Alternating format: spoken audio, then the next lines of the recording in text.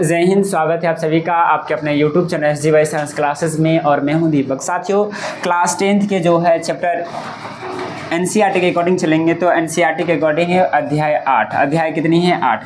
अगर आप कोई प्राइवेट पब्लिकेशन लेते हैं तो उसके अनुसार जो है ये आपको हो सकता है कि तीसरा पार्ट मिले, नहीं तो 5वां 6वां उसमें भी मिलेगा, क्योंकि जय प्रोग्राम में 4 है तो किसी बुक में 4 को अलग अलग कर दिया, किसी में एक ही साथ मिला दिया है। तो आप अपने अनुसार देख लेंगे। NCERT में यह है 8वां पार्ट है और पाठ का नाम है जीव जनन कैसे करते हैं। जीव जनन कैसे करते हैं, जीव जनन कैसे करते हैं। पाठ का नाम ध्यान देंगे, जीव जनन कैसे करते हैं। चलिए, तो देखिए सबसे पहले बात आता है कि जानेंगे जनन किसे कहते हैं। तो अपने समान संतान उत्पन्न करना क्या कहलाती है? जनन कहलाती है। क्या कहलाती है? जनन।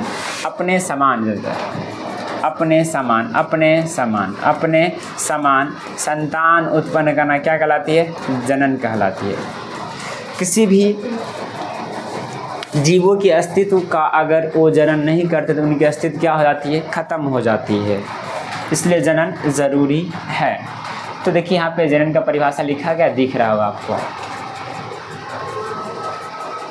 चलिए, जनन रिप्रोडक्शन, क्या कहते हैं इसको? रिप्रोडक्शन कहता है कि जनन वह प्रक्रिया है जिसके द्वारा सजीव अपने जैसे नए जीव उत्पन्न करते हैं। यह पृथ्वी पर जीवन की निरंतरता को बनाए रखने के लिए क्या है? आवश्यक है। अगर जीव जनन नहीं करेंगे तो उनके जो है अगला पीढ़ी आएंगे क्या?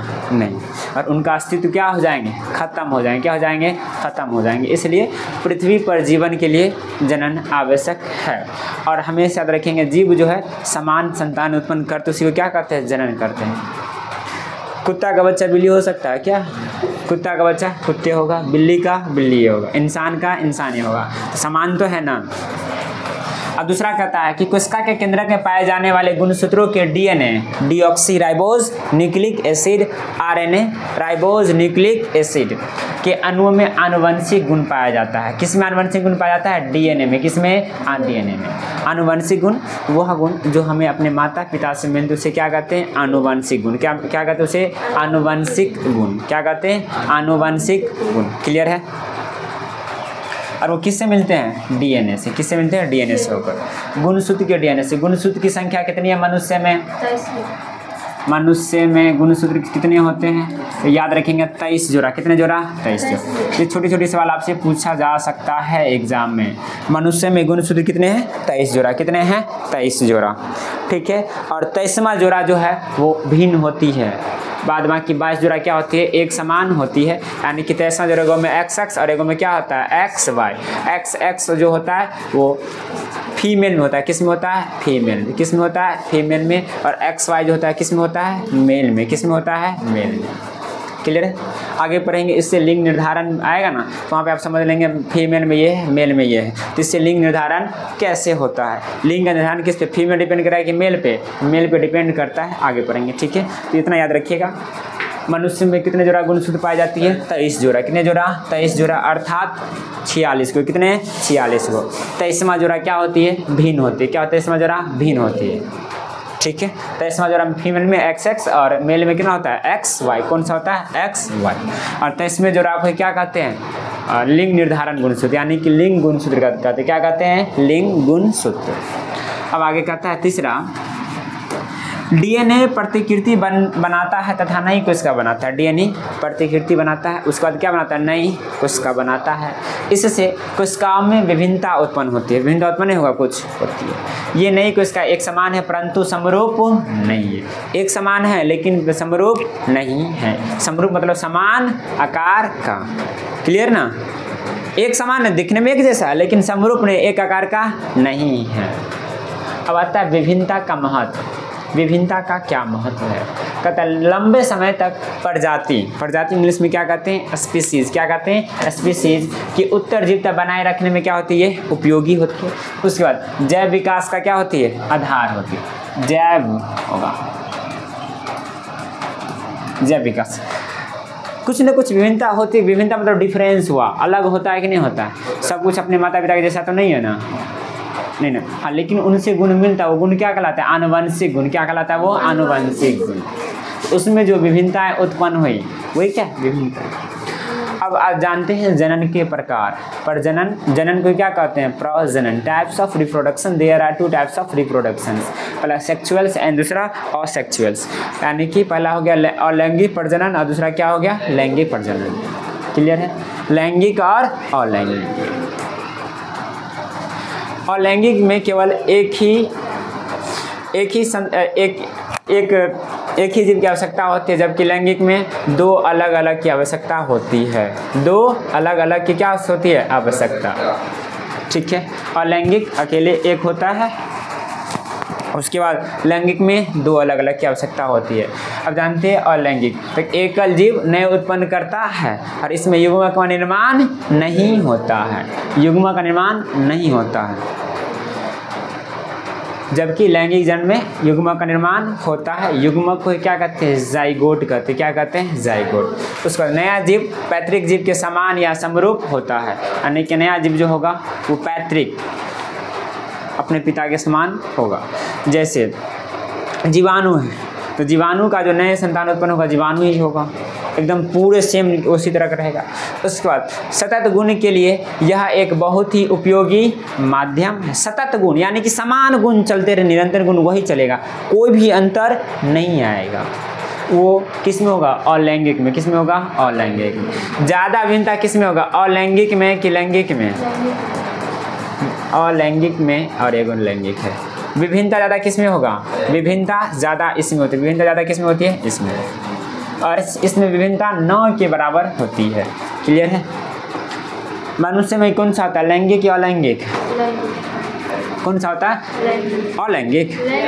लैंगिक जनन होती है मनुष्य में, क्योंकि 2 अलग अलग आवश्यकता होती है। आगे कहता है यह निम्न वर्ग के जीवों में अधिक पाया जाता है। किस में पाया जाता है? निम्न वर्ग के जीवों में।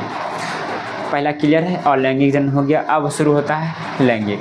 तो 2 एकल जीव और एक क्या होना चाहिए? एक नर और एक मादा। इसलिए बोलते 2 अलग अलग। ऐसा नहीं कि 2 नर नहीं, 2 मादा भी नहीं, यानी कि एक नर और एक क्या होना चाहिए? मादा। अलग अलग होना चाहिए।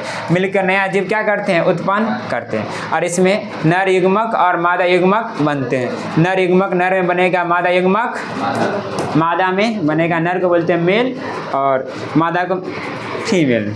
सही ना? आगे कहता है नया जीव आनुवंशिक रूप से पैतृक जीव के समान होता है, परंतु क्या होते हैं? समरूप नहीं होते। देखिए अलैंगिक में क्या था? समान भी होगा, प्लस में क्या होगा? समरूप भी होगा। क्या होगा? समरूप भी। लेकिन लैंगिक में क्या है? समान तो होगा, लेकिन जरूरी नहीं कि वो समरूप होगा ही होगा। होता है क्या? नहीं ना? क्लियर? अब आगे कहता है प्रजाति में विभिन्नताएं उत्पन्न करने में क्या होती है? सहायक होती है। विभिन्नताएं उत्पन्न होती रहती है ताकि हमारा जैव विकास हो सके। उच्च वर्ग के जीवों में पाया जाता है, यानी कि लैंगिक जीव किस जीव में पाए जाते हैं? उच्च वर्ग के जीवों में, जबकि अलैंगिक किस में? निम्न वर्ग के जीवों में पाए जाते हैं। क्लियर है? अब आता है अलैंगिक जनन की विधियाँ। अलैंगिक जनन की विधियाँ यानी कि विधि कौन कौन है? देखिए दोनों का डेफिनेशन आ गया ताकि आप समझ गए लैंगिक और अलैंगिक क्यों है। ठीक है? अब क्या जानते हैं? Methods of sexual reproductions. सबसे पहला विधि क्या है? विखंडन। पहला विधि क्या है? विखंडन। पहला है विखंडन। इस प्रकार में एक कोशिका 2 या 2 से अधिक कोशिका में क्या होता है? विभाजित हो जाता है। क्या होता है? विभाजित। यानी कि एक कोई कोशिका है, क्या कोशिका है, और ये 2 या 2 से अधिक में एगो ये बन गया, एगो ये बन गया, एगो ये बन गया। कितना हो गया? 3 गो। इसको क्या कहेंगे? और विखंडन। क्या कहेंगे? विखंडन। और इसमें क्या जीव की आवश्यकता पड़ा ना, तो ये क्या? अलैंगिक हो। अलैंगिक में कौन सा विधि है? विखंडन। कौन सा? विखंडन। और विखंडनों में पहला आता है द्विखंडन। क्या है? द्विखंडन। द्वि मतलब 2 खंडन, यानी कि जब कोशिका 2 भागों में बटेगा, विभाजित, तो उसे क्या कहेंगे? द्विखंडन। जीव 2 कोशिका में क्या होते हैं? विभाजित हो जाती है। जैसे अमीबा। पूछेगा अमीबा में अलैंगिक जनन की कौन सी विधि पाई जाती है? द्विखंडन। महत्वपूर्ण है, ऑब्जेक्टिव पूछ सकता है। द्विखंडन में कितना में बटेगा? 2 में। बहुखंडन में 2 से अधिक में। तो देखिए ना, एक कोशिका है, ये कोशिका का बढ़ा, धीरे धीरे बीच में क्या होना है, सिकुड़ने लगा, सिकुड़ तो सिकुड़ एकदम पूरा सिकुड़ गया, 2 भागों में क्या होगा, ये बट गया। ये कोशिका पहले डेवलप ना करेगा, डेवलप हो के ना। अब आगे देखिए, बहुखंडन है, क्या है, बहुखंडन, बहुखंडन दिख रहा है, क्या है, बहुखंडन, बहुखंडन, बहुखंडन। कहता है जीव बहुत सारी कोशिका में क्या हो जाती है, विभाजित हो जाती है, जैसे प्लाज्मोडियम, प्लाज्मोडियम, अमीबा में द्विखंडन, अमीबा में द्विखंडन, प्लाज्मोडियम में अमीबा द्विखंडन, प्लाज्मोडियम बहुखंडन। अमीबा में कौन सा, द्विखंडन, प्लाज्मोडियम बहुखंडन, भाई पूछेंगे। चलिए अब आता है, पहला था क्या, विखंडन, क्या था पहला, देखिए ना, पहला क्या था, विखंडन, विखंडन में 2 एगो द्विखंडन और एगो बहुखंडन। विखंडन में 2 विधि, एक द्विखंडन और एगो बहुखंडन। द्विखंडन में 2 भाग में बटेगा, बहुखंडन में 2 से अधिक में बटेगा, ठीक है। द्विखंडन अमीबा में, बहुखंडन प्लाज्मोडियम में, किसमें होता है, प्लाज्मोडियम में।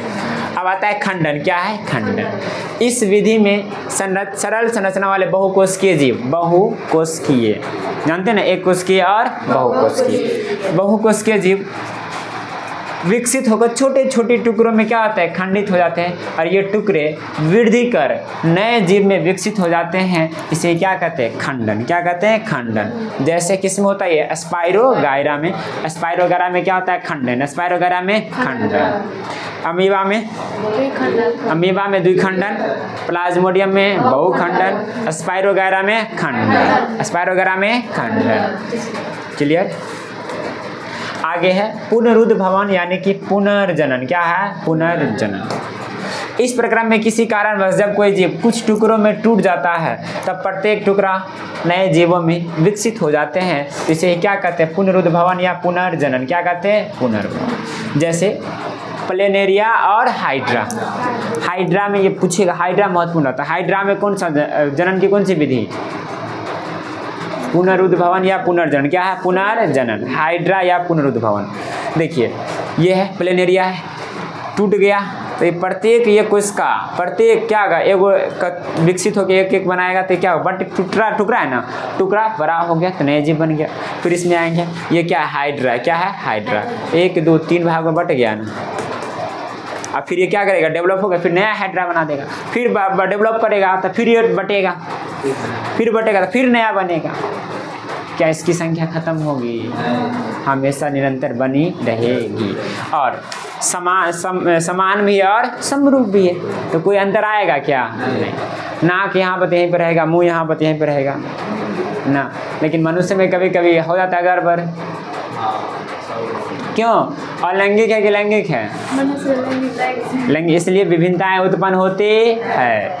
क्लियर है। चलिए हाइड्रा प्लेनेरिया में कौन सा, पुनरुद्भवन, ध्यान दो, हाइड्रा और प्लेनेरिया में पुनरुद्भवन यानी कि पुनर्जनन।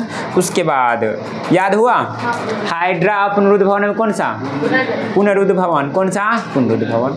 उसके बाद स्पाइरोगायरा में खंडन, स्पाइरोगायरा में खंडन, प्लाज्मोडियम में बहुखंडन, अमीबा में सही में याद हो गया। अच्छा बोलो तो,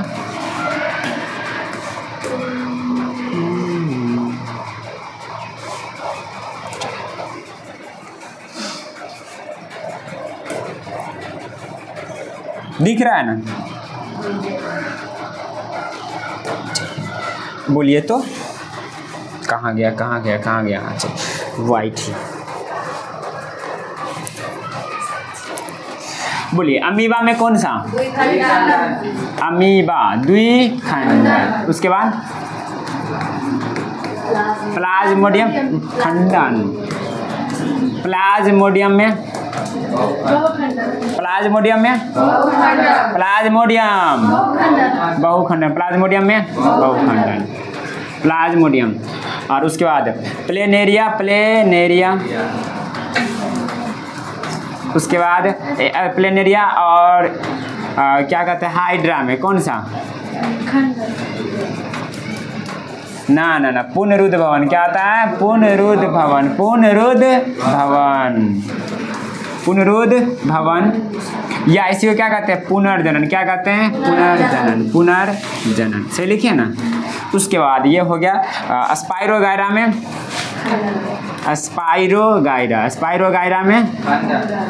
स्पाइरोगायरा में खंडन। क्या होता है? खंडन। क्लियर है? कोई छूट तो नहीं गया? नहीं ना? एक और छूट गया क्या? छूट गया क्या? क्लियर है? अमीबा में द्विखंडन, प्लाज्मोडियम में बहुखंडन, प्लेनेरिया में पुनरुद्भवन, हाइड्रा में पुनरुद्भवन, स्पाइरोगायरा में खंडन, ये हो गया। चलिए याद हो गया? चलिए छूटा नहीं ना कोई? ना। चलिए अब है मुकुलन। क्या है? मुकुलन। क्या है? मुकुलन। कहता है इस प्रोग्राम में जीव के शरीर पर एक उभार उत्पन्न होता है जिसे क्या कहते हैं? मुकुल। उभार उत्पन्न हो जाएगा। क्या हो जाएगा? उत्पन्न। उभार। क्या उत्पन्न होगा? उभार उत्पन्न होगा। जैसे यहाँ उभार उत्पन्न हुआ, ये उभार क्या धीरे धीरे डेवलप किया और इसको क्या कहते हैं? मुकुल। क्या बोलते हैं? मुकुल। और मुकुल धीरे धीरे डेवलप करेगा और ये आपस से क्या बढ़ जाएगा, फिर ये वो क्या बन जाएगा? ये हाइड्रा। क्या बन जाएगा? हाइड्रा। तो जैसे हाइड्रा और ईस्ट यानी कि खमीर में क्या है? कौन सा? मुकुलन। कौन सा विधि? मुकुलन। हाइड्रा में दो विधि, दो विधि। कौन कौन? एगो पुनरुद्भवन भी और एगो मुकुलन भी। महत्वपूर्ण ये भी होता है। तो चलिए एक और लिख दें। हाइड्रा या ईस्ट को क्या बोलते हैं? खमीर। क्या बोलते हैं? खमीर। कौन सा होता है इसमें? मुकुलन। कौन सा विधि होता है? मुकुलन। कौन सा होता है? मुकुलन। क्लियर? आगे बढ़े। चलिए नेक्स्ट। अब आ गया था बीजाणु समासन। क्या है? बीजाणु समासन। कहता है कुछ जीवों के तंतुओं के सिरे पर बीजाणु धानी बनती है जिनमें बीजाणु होते हैं। बीजाणु गोल संरचनाएं होती है जो एक मोटी भित्ति से रक्षित होती है। अनुकूल परिस्थितियां मिलने पर बीजाणु वृद्धि करने लगती है। क्लियर है? अब आता है कायिक प्रवर्धन। क्या है? कायिक प्रवर्धन। तो यहीं पर रहने देते हैं और इतना को आपको याद कर लेना है। चलिए तो ये था अलैंगिक विधि। अब कायिक प्रवर्धन पढ़ेंगे और क्या होता है? अलैंगिक विधि खत्म हो जाएगा। तो रहने देते हैं आज की क्लास में तक। मिलते हैं अगले वीडियो में। जय हिंद, जय भारत।